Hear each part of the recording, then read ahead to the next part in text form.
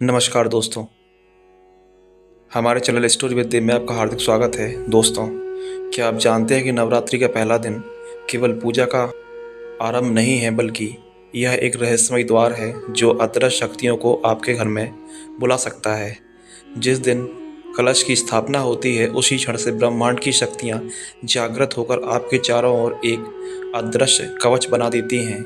लेकिन अगर यह दिन सही तरीके से ना किया जाए तो वहीं शक्तियाँ विपरीत भी हो सकती हैं। कुछ समय पहले हिमालय की गोद में एक छोटा सा गांव था। उस गांव के लोग नवरात्रि के पहले दिन को बड़े उत्साह से मनाते थे। हर घर में कलश स्थापित होता, दीप जलते और वातावरण मंत्रों से गूंज उठता। लेकिन एक बार गांव में एक अजीब घटना हुई। गांव का एक वृद्ध साधु कहा करता था, पहला दिन सिर्फ पूजा का दिन नहीं है, यह वह क्षण है जब देवी स्वयं अपने प्रथम स्वरूप शैलपुत्री के साथ पृथ्वी पर अवतरित होती है।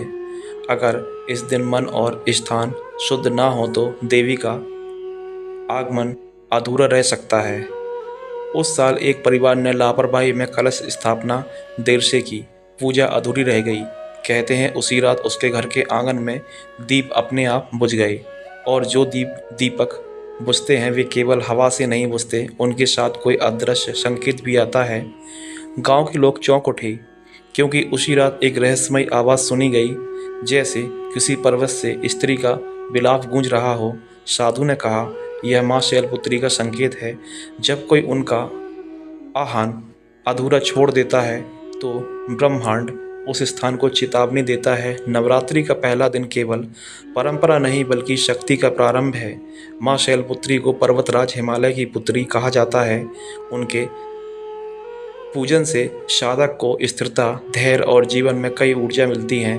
मान्यता है कि इस दिन की गई पूजा से ही तय होता है कि अगले 8 दिन साधक को कितनी शक्ति और आशीर्वाद मिलेगा।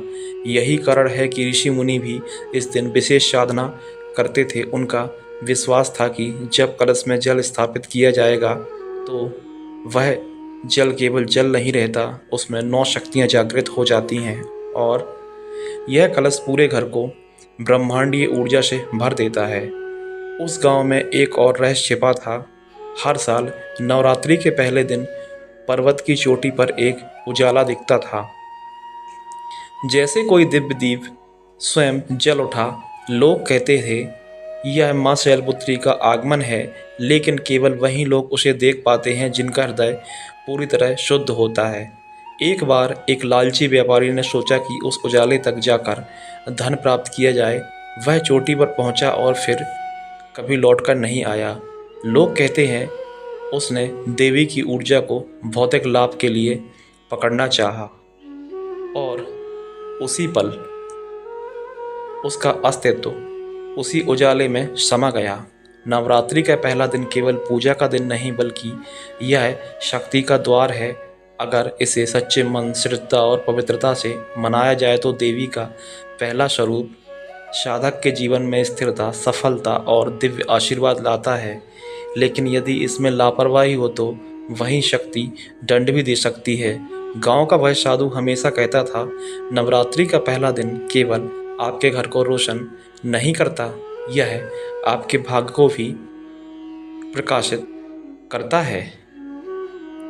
दीपक के उजाले में सिर्फ लो मत देखो, उसमें देवी की उपस्थिति को महसूस करो, क्योंकि वही उपस्थिति आपके जीवन का भविष्य लिखती है।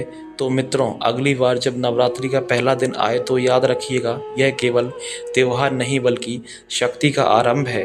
अगर आपको यह रहस्य जानकर अद्भुत अनुभव हुआ हो तो इस वीडियो को शेयर ज़रूर करें और हमारे चैनल स्टोरी विद देव को सब्सक्राइब करना बिल्कुल भी ना भूलें, क्योंकि आने वाली वीडियो में हम नवरात्रि के दूसरे दिन के गुप्त रहस्यों का पर्दाफाश करने वाले हैं। धन्यवाद दोस्तों।